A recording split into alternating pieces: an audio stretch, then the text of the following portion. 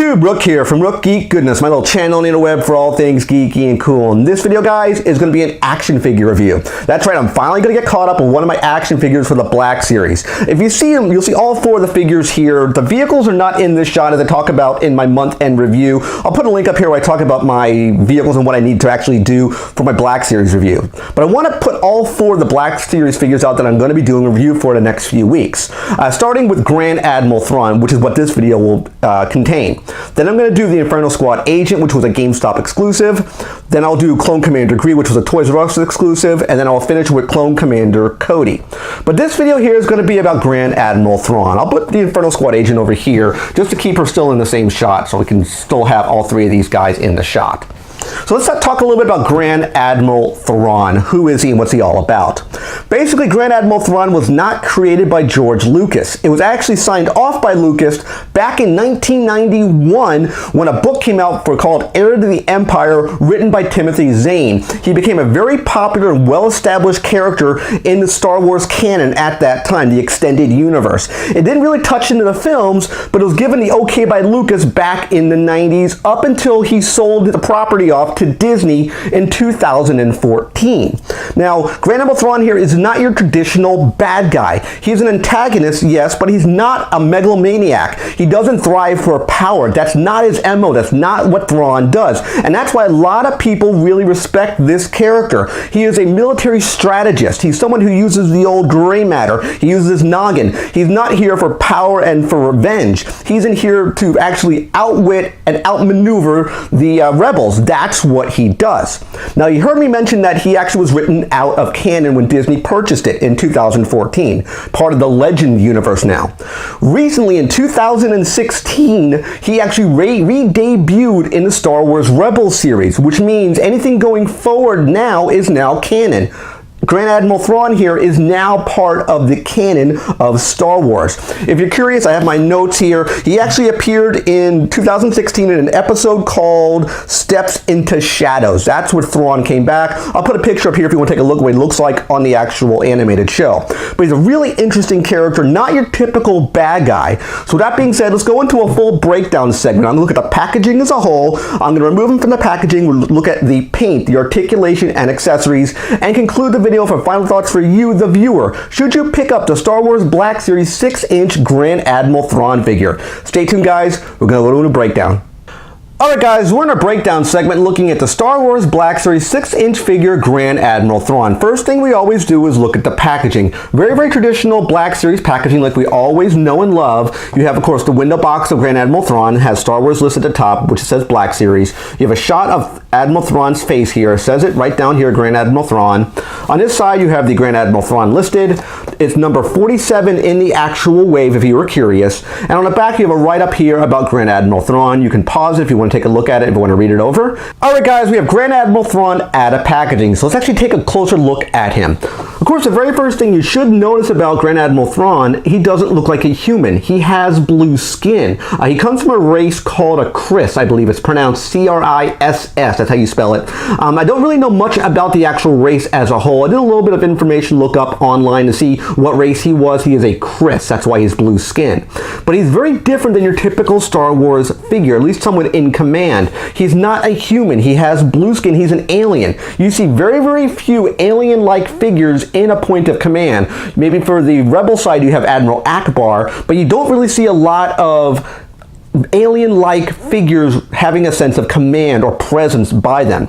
Now, if we look at his head sculpt here, it's really, really nice looking. It's blue, of course, blue skin with these bright red eyes. His hair is slicked back, and it's blue wherever you see skin on him. He has blue, in this case, hands and his head. His actual dress that he has on here is sort of a military fatigue he would wear. I believe he was part of the Imperial Navy. That's where he actually made his start in the Empire itself. And he wears this sort of white outfit with gold trim. He has a rankings up here. I'm not sure what ranking he was as far as this goes. I'm assuming maybe Grand Admiral, what all these little badges would be here, I guess.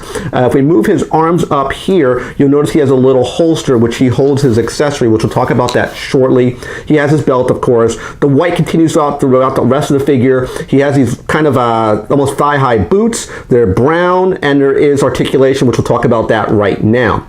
The articulation for the figure is pretty good, all in all. The head can spin 360 degrees and goes up and down, so you have a wide range of motion. The arms themselves can spin 360 for either arm. He has looks like a double jointed elbow here, which he does have, and his wrist will spin 360 completely, and he has a trigger finger to hold his weapon in either hand. There's more trigger finger in this one. He can hold his pistol in either hand, but it's really designed for this one because he has the trigger finger gripped here. If we move his arms up, he does have a rocker. He can spin the actual waist around. You can't spin it 360, but he has some range of motion here. Not a whole lot, but you can get some articulation for the actual top of the torso.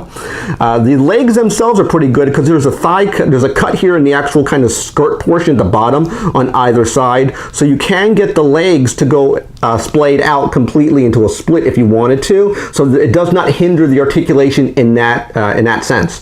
If you move the legs, they can swivel completely 360 degrees. You just saw me do. He has a double jointed knee right here. You see the knee pegs here and here. If you move the leg back down, the actual articulation here, there is no thigh cut swivel here. It's all one solid piece right here on the thigh, or the actual thigh piece. He does have a boot cut articulation, so you can move the foot up and down with some range of motion. It's not super articulated for the foot. You can swivel to either side though, but as far as up and down goes, you can only go about that far. I don't want to put any extra stress on it. I don't want to break the actual foot. Again, you can go this way and that way. Now, one of the cool things that Thrawn does in the actual show a lot, he'll walk around from what I normally see on the show with his arms behind his back like this. This is what he's kind of known for, this sort of presence when he's actually walking around. He's very, very intimidating in this sort of posture here. But you run into a problem a lot. You have to kind of see what I had to do here to make him stand. I had to lean him this far forward because when you actually attempt to try to put him in this pose, he always falls backwards. I did notice that happening a lot. Unless you have maybe a figure stand that would hold him in place, he's very, very tricky to get him in a good pose like that. This is about the best you could possibly really do. I'll kind of put him better in a shot for you so you can see. This is about the best you can do with him standing straight up. I still have to lean him a little bit because I'm afraid he's going to fall backwards. It's about the best I can possibly do with the arms behind his back. Maybe it's just mine. Maybe I have a weak joint. I don't know. But it's kind of tricky sometimes to get him posed this way. I did notice that a lot. Now let's actually move him out of the shot and talk about his accessory. He has a single accessory. It's this neat little pistol. I wish I would have put a little more maybe some dry brush on it, some dry wash on it. It is nice looking, it is detailed and tooled pretty good, but this is his only accessory. He can put his pistol in his sheath. You can holster it, just like that. And he can hold his gun, which I'll show you right now. I'll kind of put it in his hand. It is kind of tricky to put the pistol in his finger. The way his finger is kind of sculpted, you have to kind of wiggle it in place, but he will hold it rather well. He does hold it nicely, as you can see. He can put it in his other hand, but it's really designed for this sort of hand because of that trigger figure right here, this trigger figure. You can put it in his other hand like that. But like I said, it's really designed because there's no trigger finger on this hand here. It's built for, let me take it back out again, it's built for this hand right here. But I think he's a really nice figure all in all. I think he has great design, he has great presence. When you look at him, you look at someone that is very intimidating because of the way he looks, the way he handles himself, the presence he brings when he walks into a room. He is not a megalomaniac, I had to get the word out right. He's not a megalomaniac and he doesn't rule by fear. He actually promotes from within his cabinet of people for bringing up smart ideas and being ingenious when he brings up strategy in meetings. He's not your typical villain, and I can appreciate why people like him so much. Now, on Force Friday, when I picked him up the day after, actually, I got him on when I went to Force Friday the day after, I went to a Target where I got him. He was extremely difficult to find because everybody was looking for this guy. I think he was short-packed, at least when those figures came out back on Force Friday. I didn't see big cases, like 12-piece cases with Admiral Thrawn's in it. I would be lucky to see any Black Series of Thrawn that hit that particular day. I don't know why. It looks like Walmart sold out, Target, Toys R Us sold out. The next day at Target, when I went there, I got this guy. I'm really, really happy I picked him up. I really highly recommend Grand Admiral Thrawn. He's not your typical villain. He's a blue-like figure and looks really, really cool. And with that being said, guys, let's go to final thoughts and wrap up this video.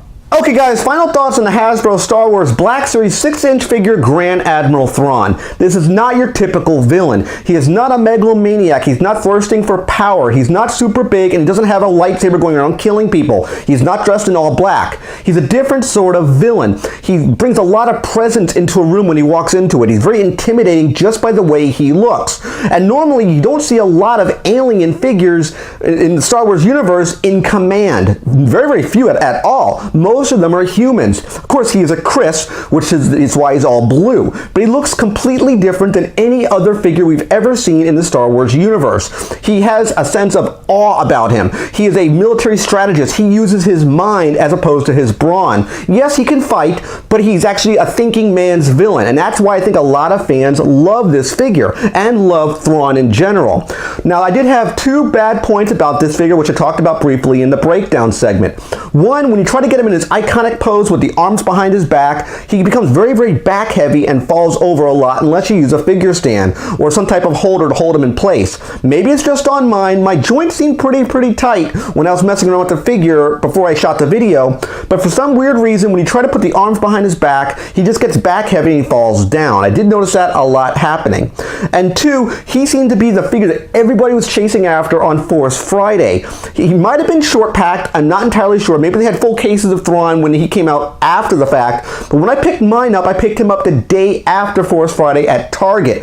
Everyone, when we went to Toys R Us on Force Friday and to Walmart to try to find these guys, they were gone immediately. Everybody was trying to get Grand Admiral Thrawn, and I can understand the reason why. He's a very, very cool character. In my honest opinion, if you could find him for cost, for about 20-25 bucks, definitely to buy in my opinion. I hope you liked this video breakdown and review of Grand Admiral Thrawn, and definitely click that like button. Always click subscribe. If you come over here to my P.O. Box, if you want to say anything for Q&A or anything you want me to review, I'd love to get that as well. And last but not least, you can click Windows over here to watch more of my videos. Take care, guys. I'll see you next video, and bye-bye.